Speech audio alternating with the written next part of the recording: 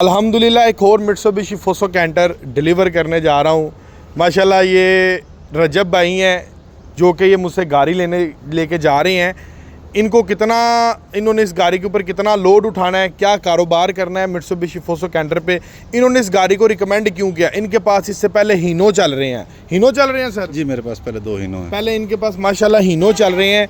हीनो से ये शिफ्ट हुए हैं, शिफ्ट पकड़ी है इन्होंने मित्सुबिशी फोसो कैंटर पर। क्यों आए हैं फोसो कैंटर पे? देखिए, एक तो इसका फ्रेम ओरिजिनल लेंथ में ज़्यादा है हाँ। उस पर, और दूसरा फ्रेम दूसरों को हमें डबल करवाने पड़े हैं। इसका फ्रेम ऑलरेडी हमें डबल फ्रेम सिंगल है, उसको हमें डबल करवाना पड़ा है।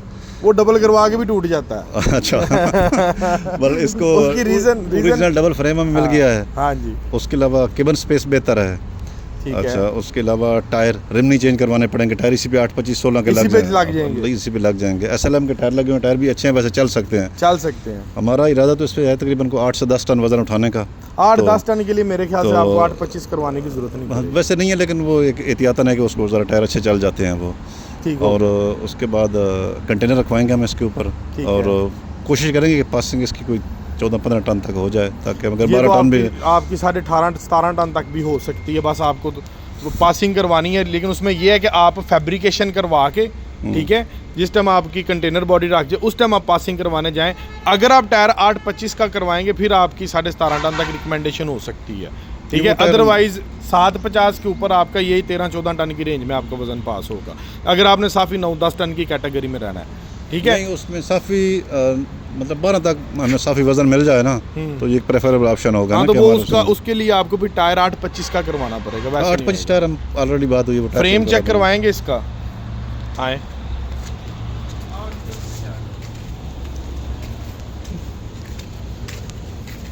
कहाँ से कहाँ तक डबल है? एंड टू एंड डबल है। आप भी व्लॉग चलाते हैं? हाँ, वैसे शौकिया बना रहे हैं, चले बनाए। अच्छा। देखा नहीं, end to end frame double है।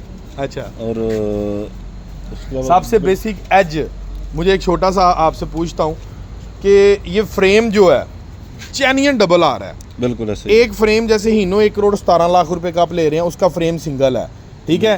उसको आप अगर डबल करवाते हैं, क्या इन दोनों में फर्क होगा? नहीं, बहुत फर्क है। डबल करवाने के बावजूद भी फर्क है। असल में जो फ्रेम की फिटिंग है ना, वो दोबारा उस तरह बन नहीं पा रही जिस तरह, मतलब ये जेन्युइन की फिटिंग है। मैं आगे सबसे पहले इसी को देखा है, इसको मैंने बड़े वो देखा है कि ऊपर नीचे सब कुछ इसको मैंने देखा है। वो मैंने उनके भी बड़े गौर से देखे हैं। जो वो फिटिंग है ना, वो इस तरीके से नहीं बन पा रही। नहीं बन पा रही। मतलब ये इसकी जो फ्रेम की फिटिंग है ना, वो अब मटेरियल वाइज तो ये ज़ाहिर परफॉर्मेंस पे पता चलेगा, लेकिन ये है कि जो फिजिकली नज़र आ रहा है, हाँ, फिजिकल नज़र बहुत अच्छा नज़र आ रहा है। यानी कि in short to the point अगर बात करें कि ये जो फ्रेम है, ठीक है, ये जो जेन्युइन जो जापान से आ गया, वो पाकिस्तान में उसको जितना मर्जी सिंगल को डबल करा लो वो चीज़ नहीं बन सकती। मेरे नहीं ख्याल कैसे नहीं बन सकती। आप बिल्कुल ठीक कह रहे हैं। अगले नंबर पर एक और चीज़ आप थोड़ी सी गौर कीजिएगा, आपको एक्स्ट्रा चीज़ के ऊपर आपकी नज़र करवाता हूँ। ये रॉड, ये भी हीनो में नहीं है।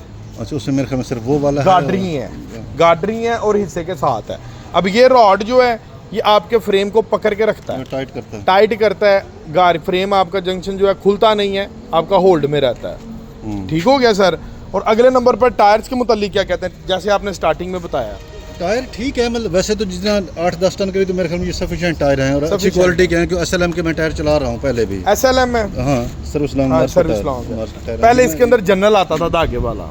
अच्छा, नहीं, अब इन्होंने तारों वाला। ये मैंने यूज कर रहा हूँ ये टायर ना, ऑलरेडी अच्छे टायर हैं। ये टायर जनरल से कितना घूमेंगा? प्राइस में तो जो जनरल का दूसरा है ना, तारों वाला, उसके लगभग ये बराबर है। जो जनरल के तारों वाला, धागे वाला नहीं, धागे वाला टायर तो गाड़ी पे जनरल के धागे वाले और इसमें तो फर्क होगा। धागे वाला किधर चलता है? कितना को फर्क होगा? प्राइस एग्जैक्ट अंदाजा नहीं मुझे, क्योंकि धागे वाले का फर्क होगा, ज़ाहिर होगा।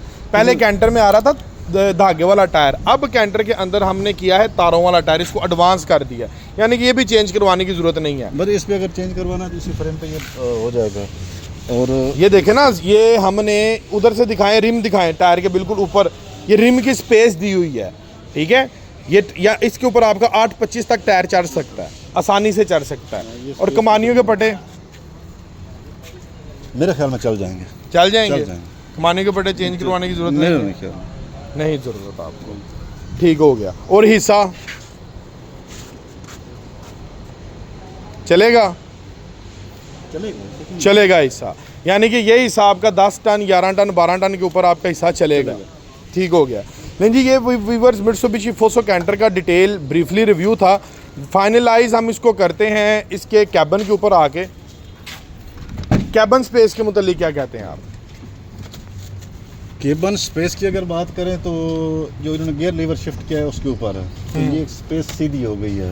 यानी अगर बंदा ड्राइवर इसमें सोना चाहे तो बड़े आराम से सो सकता है। हीनो और सुज़ो का कहाँ पे गियर बॉक्स आ रहा है? वो तो यहाँ पे आ रहा है ना, इस जगह पे आ रहा है, यहाँ पे आ रहा है तो इसकी। और दूसरा इसकी जो अगर यहाँ से देखा जाए तो बिल्कुल सीधी लाइन में है ये, इसकी तीनों सीट्स हैं स्ट्रेट है। एक और चीज़ भी है, ये देखें सीट के पीछे, अंदर आओ, हाँ ये सीट के पीछे ये स्पेस भी आपको मिल रही है। ये बेहतर स्पेस है उससे।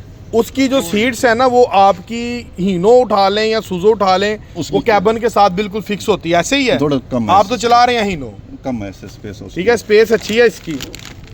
चले माशाल्लाह। नहीं जी व्यूअर्स, ये था मित्सुबिशी फोसो कैंटर का ब्राइफली रिव्यू जो कि आपको 6 नट्टी के अंदर मिल रहा है। ठीक है, टोटल मेड इन जापान है। ठीक है, और ये गाड़ी लेकर जा रहे हैं। और एक लास्ट चीज़ तो मैंने पूछी नहीं इनसे, आपने इसके ऊपर कारोबार क्या करना है? कारोबार हम इसके ऊपर कंटेनर रखेंगे और हमारी वो ऑलरेडी कंपनी से बात हुई है, उनके साथ ही हम वो चला रहे हैं। ऑलरेडी हमारी 2 गाड़ी चल रही है। महाना कितनी को अर्निंग कर लेगा ये?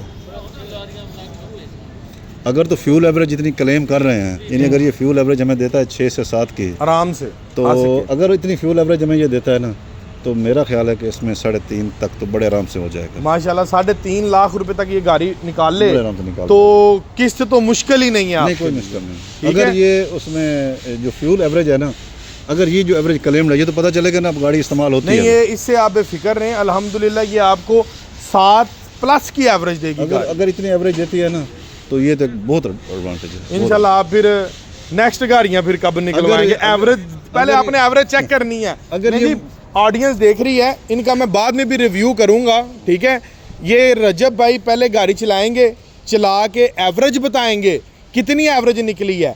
ठीक 1 महीने के बाद इनका दोबारा रिव्यू करूंगा। अगर तो इस गाड़ी ने 7 की एवरेज दी प्रॉपर 1 महीने के बाद इसी प्लेटफॉर्म पे इनका मैं रिव्यू अपलोड करूंगा।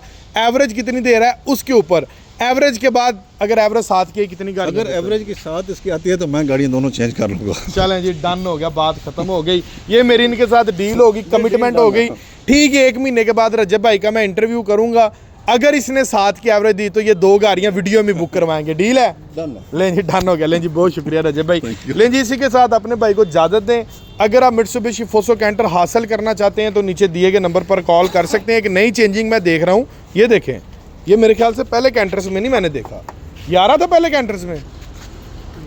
नहीं था ना आ रहा, ये वाइट था। ये वाइट था, ये मैंने अभी गौर किया। व्यूअर्स ये भी चेंज कर दिया है। ये देखें, लुक थोड़ी अग्रेसिव नहीं हो गई, खूबसूरत हो गई है। ये जो फॉग लैंप्स ब्लैक कैटेगरी में दे दिए ना, लुक्स थोड़ी मजीद अग्रेसिव हो गई है ना। ये मैंने अभी गौर नहीं किया, जब का रिव्यू करूँ ये मैंने अभी गौर किया। फॉग लैंप्स का जो कवर्स है वो इन्होंने ब्लैक मैट में कर दिया माशाल्लाह। लें जी, इसी के साथ इजाज़त दें, मिलते हैं इंशाल्लाह अगली वीडियो में। तब तक के लिए अल्लाह हाफिज़।